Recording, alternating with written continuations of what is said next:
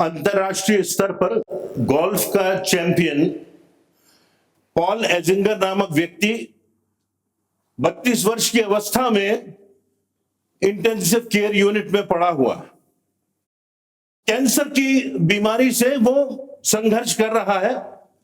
और कैंसर की बीमारी बहुत घातक होती है, जैसा हम जानते हैं। अपने परिवार से वो कहता है कि प्रश्न ये नहीं है कि मैं बचूंगा कि नहीं, मैं इस कैंसर की बीमारी से फाइट कर पाऊंगा कि नहीं, परंतु एक और उससे भी बड़ा प्रश्न है, और वो प्रश्न ये है कि क्या मृत्यु के बाद जीवन है। जो बड़ा प्रश्न है वो ये है कि क्या मृत्यु के बाद जीवन है। एक ऐसा युवा जो संघर्षरत है कैंसर की बीमारी से और अपने मौत के बिछौने पर पड़ा है, जिसने मेडल्स प्राप्त किए हैं, जिसके नाम से लोग जमा हो जाते हैं, सारी दुनिया में उसकी ख्याति है, ना जाने कितने मेडल्स उसने जीते होंगे। वो प्रश्न कर रहा है कि क्या मृत्यु के बाद कोई जीवन है।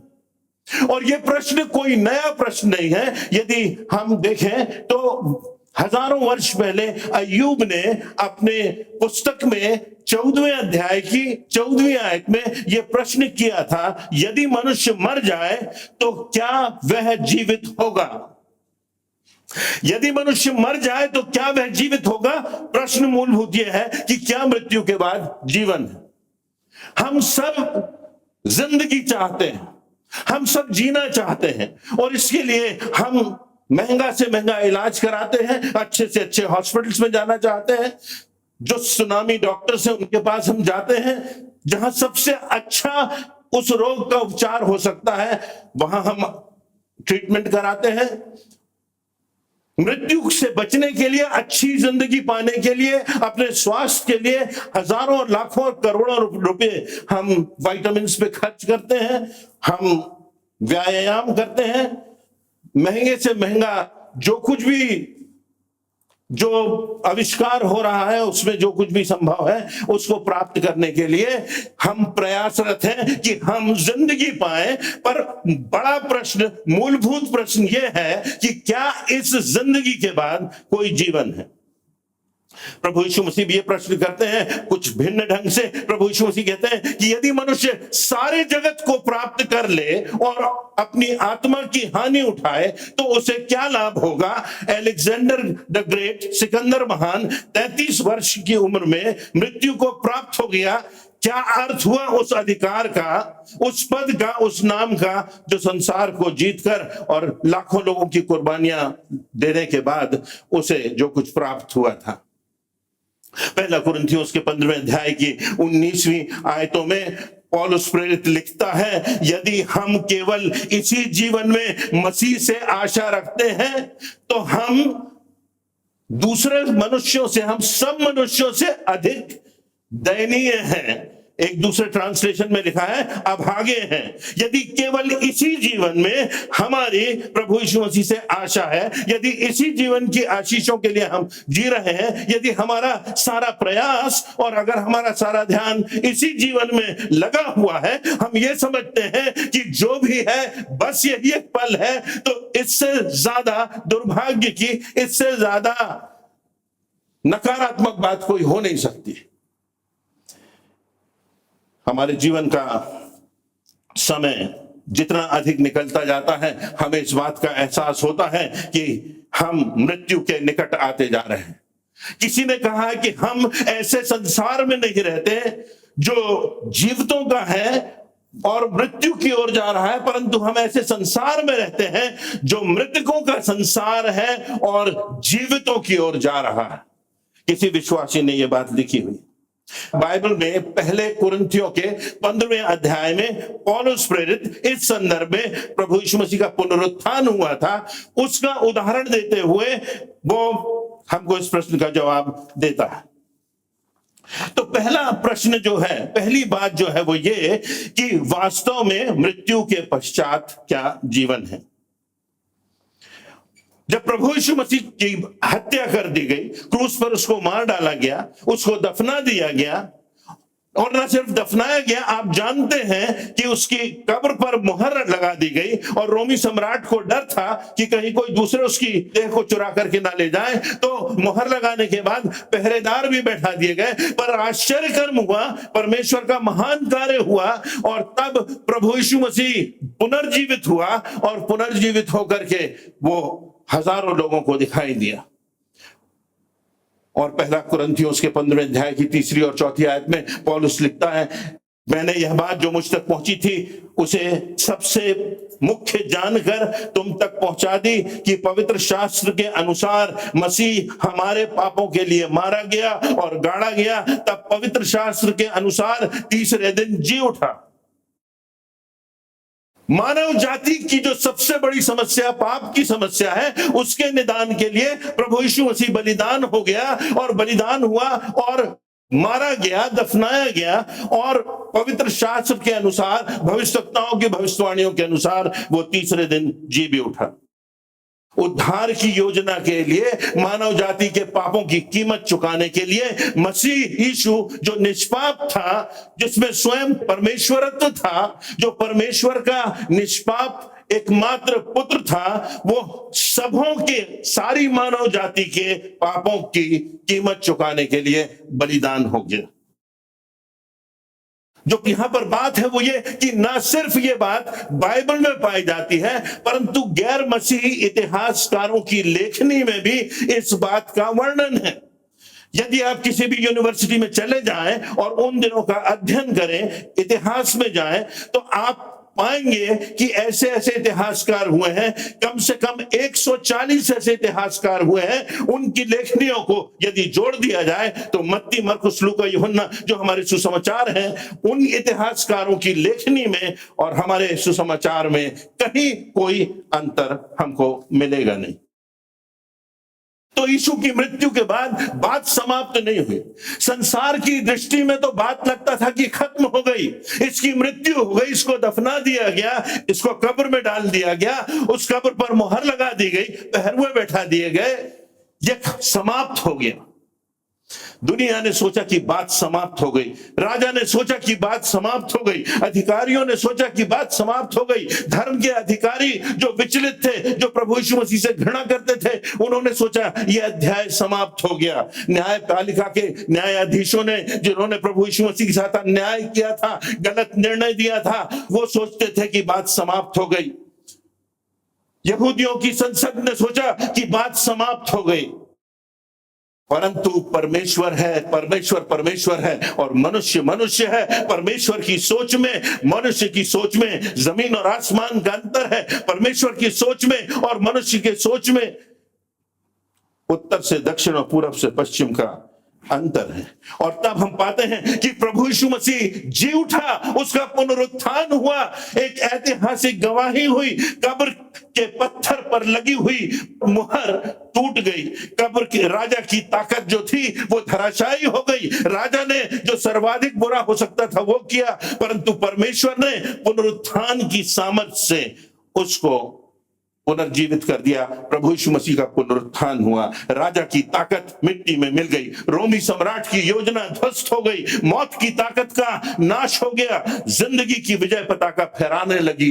सारी मानव जाति के लिए उद्धार का द्वार खोल दिया गया और मौत भी अनंत जीवन का वाहक बन गई। पुनर्जीवित प्रभु को चेलों ने देखा, भीड़ ने देखा, सैकड़ों के समूह ने देखा, जिन्होंने उसे क्रूस पर चढ़ाया था, जिन्होंने उसे मरते हुए देखा था, जिन्होंने देखा था कि जब प्रभु यीशु मसीह ने अंतिम सांस ली तो किस प्रकार अंधेरा छा गया, किस प्रकार पृथ्वी डोल गई, किस प्रकार मंदिर का पर्दा फट गया, किस प्रकार भूइंडोल हुआ। उन्होंने जीवित प्रभु यीशु मसीह को देखा और पुनर्जीवित प्रभु यीशु मसीह को देखकर वो उस पर विश्वास लाए। उनके हृदय में अब शंका नहीं रही, क्योंकि प्रभु यीशु मसीह जीवित है और प्रत्यक्ष दर्शियों की गवाही इस बात का निश्चित उत्तर देती है। एक समय था जबकि ये बात अकल्पनीय थी कि कोई चंद्रमा पर पहुंच सकता है। चंद्रमा के संबंध में बहुत सी कहानियां लिखी गई थी। कि वहां पर कोई बुढ़िया रहती है। चंद्रमा के संदर्भ में बहुत सी कविताएं लिखी गई थी, चंद्रमा के संदर्भ में बहुत कुछ साहित्यकारों ने, कवियों ने लिखा था।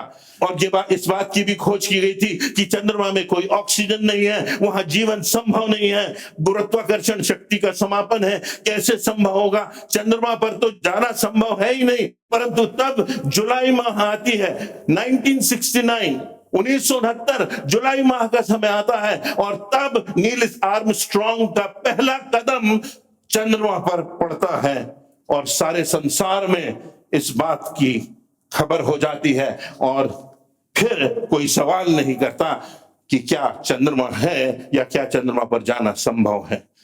और उसके बाद तो ना जाने क्या क्या हुआ, क्योंकि जो सच्चाई है, जो प्रमाण है, वो सारी शंका और प्रश्नों को खत्म कर देते हैं। प्रभु यीशु मसीह के पुनरुत्थान की घटना और उसकी सत्यता के प्रमाण इस प्रश्न का उत्तर स्पष्ट कर देते हैं कि मृत्यु के बाद जीवन है। आज इतिहास में हमारे पास प्रमाण है, आज आर्कियोलॉजी में हमारे पास प्रमाण है, आज साइंस में इस बात के निश्चित प्रमाण है, आज पुरातत्व शास्त्र में इस बात के प्रमाण है, आज प्रत्यक्षदर्शियों की गवाही में लिखा गया है, आज प्रभु यीशु मसीह के करोड़ों अनुयायी हैं और बहुत तेजी से प्रभु यीशु मसीह के पीछे चलने वालों की संख्या बढ़ रही है, क्योंकि लोग जान रहे हैं कि ये उद्धार करता है, इसमें पापों की क्षमा है, इसमें अतीत में किए गए अंधकार के हमारे पापों की क्षमा है, इसमें नया जीवन है, इसमें अनंत का जीवन है, मृत्यु के पार इसमें बेहतर देह है, बेहतर जीवन है, बेहतर देश है, जहां कहीं कोई अलगाव नहीं, और जो कि परफेक्ट स्थान है, जो सिद्ध स्थान है। ऐसी बातें जिनकी कल्पना मनुष्य के चित्त में भी नहीं चढ़ी, वो हमारे सामने। अब दूसरा प्रश्न उठता है, यदि मृत्यु के बाद जीवन है तो कैसा जीवन? इसका जवाब पहला कुरिन्थियों, जिस पर हम विचार कर रहे हैं, 15वां अध्याय, उसकी 20वीं आयत में पौलुस प्रेरित लिखता है, अब मसीह मृतकों में जिलाया गया है और जो सोए हुए हैं उनमें वह पहला फल हुआ। इसका अर्थ है कि जो विश्वासी हैं उनमें वह पहला फल है, उनके लिए वह पहला उदाहरण है, जिसको सारी मानव जाति ने, जिसको उस समय के लोगों ने जाना है, देखा है, प्रमाणित किया है, पहचाना।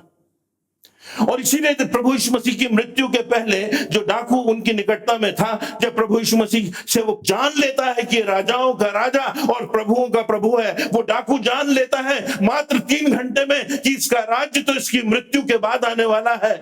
तो वो प्रभु से कहता है कि जब तू अपने राज्य में आए तो मेरी सुधि लेना। तब प्रभु यीशु मसीह कहते हैं, तू आज ही मेरे साथ स्वर्ग लोक में होगा, क्योंकि अब मानव जाति के लिए स्वर्ग का द्वार खुल गया है, अनंत जीवन का मार्ग खुल गया है। प्रभु यीशु मसीह ने मृत्यु को ध्वस्त कर दिया है, मृत्यु प्रभु यीशु मसीह की मृत्यु में हो गई है।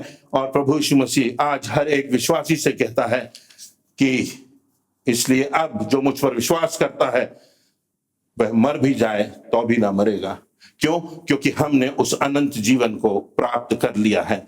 दूसरा कुरिन्थियों उसके 5वें अध्याय की 8वीं आयत में लिखा है, देह से अलग होने का अर्थ प्रभु के साथ रहना है। Absent from the body is in the presence of the lord. Doctor Billy Graham की मृत्यु के पहले उन्होंने लिखा अपनी पुस्तक में कि एक दिन आएगा जब तुम सुनोगे कि डॉक्टर बिली ग्राम की मृत्यु हो गई, उस बात पर विश्वास मत करना, क्योंकि मैं उस दिन कहीं अधिक जीवंत दशा में होऊंगा। The day will come when you will hear that Dr. Billy Graham has died. Do not believe in that, because I will be more alive than ever before. ये विश्वास की गवाही। पहला थिस्सलुनीकियों के 4थे अध्याय और उसकी 13वीं से 18वीं आयत में लिखा है, पौलुस लिखता है कि जो सो गए हैं उनके लिए अविश्वासियों के समान शोकित मत रहो, क्योंकि वह दिन आएगा कि यीशु के दूसरे आगमन के समय जो बचे विश्वासी है वे उनसे मिलेंगे जो पहले प्रभु के पास पहुंचे हैं। हम सब मिलेंगे और हम सब सदैव तक प्रभु के साथ रहेंगे। यही मसीह विश्वास की आधारशिला है और यही मसीह विश्वास को अन्य पंथों से एक विशिष्ट स्थान पर ले जाती है।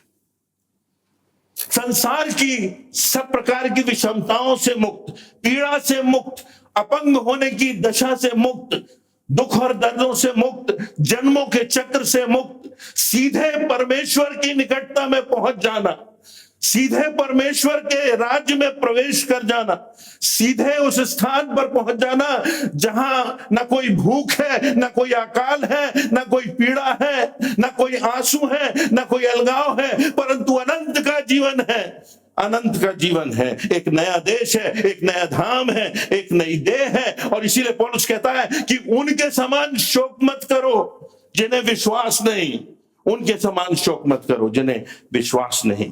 लूका रचित सुसमाचार उसका 24वां अध्याय उसकी 39वीं आयत में प्रभु यीशु मसीह पुनरुत्थान के बाद चेलों से मिलते हैं और चेलों से मिलकर के कहते हैं कि ना सिर्फ मुझे देखो परंतु छू करके देखो, मेरे हाथों और पैरों में जहां भाले घोंके गए थे, मेरी पसली में जहां पंजर घोंका गया था, उसको देखो, ये प्रमाण है। मेरे हाथों और पैरों को मत देखो, स्पर्श करके देख लो। और पहला कुरिन्थियों उसके 15वें अध्याय की 35वीं आयत के आगे पौलुस प्रेरित लिखता है कि क्या तुम नहीं जानते कि सृष्टि में इसके प्रमाण है? एक दाना है और हमारी जो देह है ये दाने के समान है। जब ये दाना मिट्टी में बोया जाता है तो परमेश्वर की सामर्थ्य उसे अंकुरित करती है। यह प्रमाण है जो हमारी आंखों के सामने आज भी है कि मृत्यु के बाद एक नई देह है, एक नया अंकुरण है, एक नया वृक्ष है।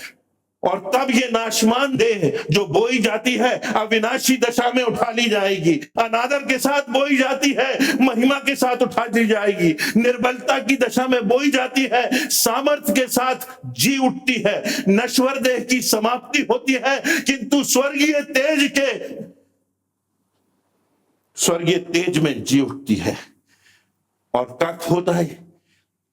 पल भर में, पलक झपकते ही, क्षण भर में हमारी वो देह हमें प्राप्त हो जाती है, हम परमेश्वर की निकटता में आ जाते हैं।